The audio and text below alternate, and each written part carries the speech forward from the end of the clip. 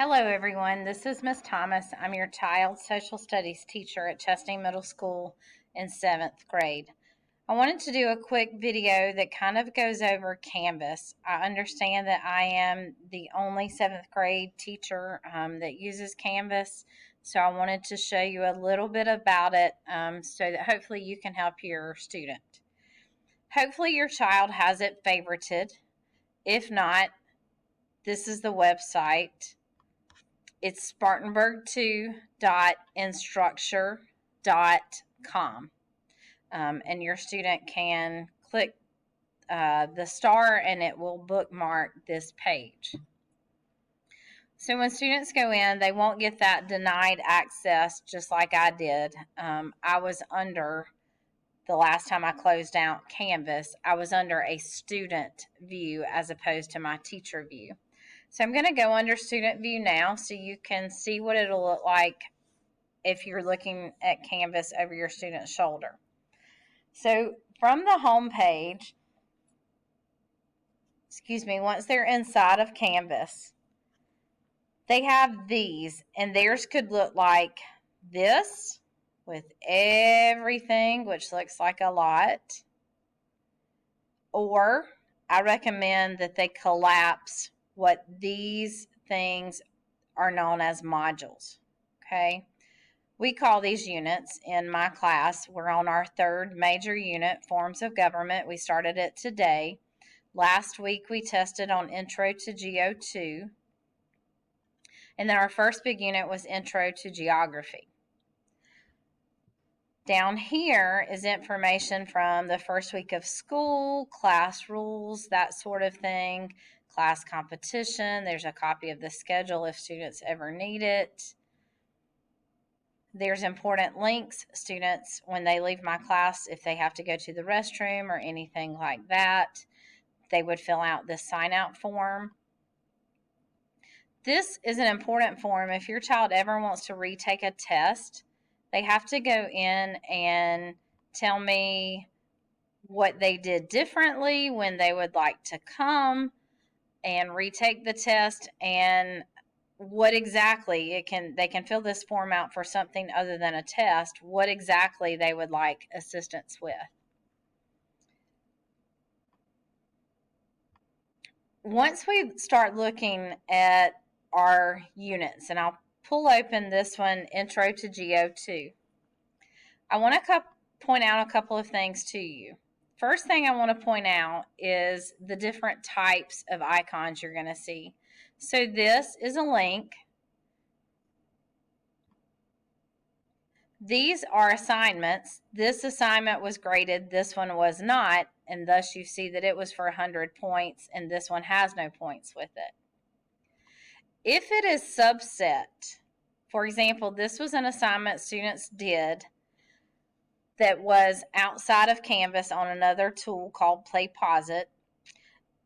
And at the end of, or during the PlayPosit, the video was paused and told them to take notes. This is a copy of my notes that they should have. Theirs should look just like mine. Same thing right here, except we did these notes in class together. There's a copy of my notes.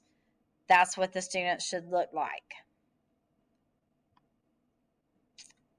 Here was a project, and if it's a project, you should be able to look down and see a rubric. This is very helpful if your student is confused about an assignment, or if they need to know if their time is somewhat crunched and they need to know where is the best way to spend their energy for points values. The rubric would be there listed under the project. And as you can see, there's due dates, and then there's points values. I do want to note right here, for this project, I created a tutorial similar to this one, and that's exactly what this link is to a YouTube video that explains how students need to upload. I do want to point out on the quizzes, I'm just going to show you what an assignment looks like in general. There's instructions. On this particular quiz students worked on this in class on Thursday, the day before the test. Students were allowed to do this twice, and they were allowed to take their notes. these questions were prepared after I made the test. They don't match 100%, but they're really, really close. And again, I may have just said it, but I want to repeat that these reviews are in here at the start of the unit, or at least one is. So the first thing we did with this unit was biomes. There was a Quizlet in there immediately. When we covered weather versus climate, I added this Kahoot. Then when we got to landforms, I added this Quizlet. So our newest unit, I'm going to collapse these modules. This is our newest unit that we started today. I've already put in the assignments for this week. That doesn't always happen, but it did for this particular unit. But already there's a Quizlet. Now, your student may tell you it doesn't work. They're not completely right, nor are they completely wrong. I don't understand why it does this, but you always have to do this little arrow, and then the Quizlet opens up in another tab. And then it shows them all the words. Quizlet's a great tool, especially in the beginning, learning these terms. They can do flashcards, they can do learn, they can do match, and then before the test, they can actually test themselves, and it will create a test. They complete it, and then it'll grade that test for them. These reviews are in there, and there's multiple reviews every unit. Additionally, at the end of every unit, students can complete what's called a title page. This will get them bonus points. It's also a great review for the test material. Okay? I've gone over this with students with the first unit, but this was a great way for students to study in years past. They basically summarize each lesson with words and pictures, and then the students, just by doing this, typically do much better on average than students who do not, and that's even before they get the bonus points. All right, so there's a quick overview of modules inside of Canvas. A couple of things to show you as well.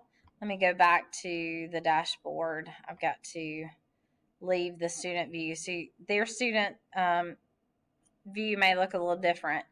Here's a to-do list of anything that students need to do and turn in that's coming up. And then they can also look at a calendar. This calendar will show you anything that's coming up, okay? This was our week last week, Spirit Week. This is telling them there's a current events assignment coming up. This is telling them they have a vocabulary assignment for a grade. This was a quizzes test review, and then there was the test. I would advise your student to check that calendar as often as possible. And again, this to do. I've already done this, so your student can exit that out. It works the same for them. They can just press the X and then it'll go away. So I strongly recommend that. And then the last thing is an inbox. And I'm going to stop right there and not show you the inbox because it'll display a student name. That's an overview of Canvas. If you or your child have any questions about Canvas, please don't hesitate to email me. It is sandra.thomas@spark2.org, the same email address that this video tutorial will come to. I hope you guys have a great day. Thanks so much.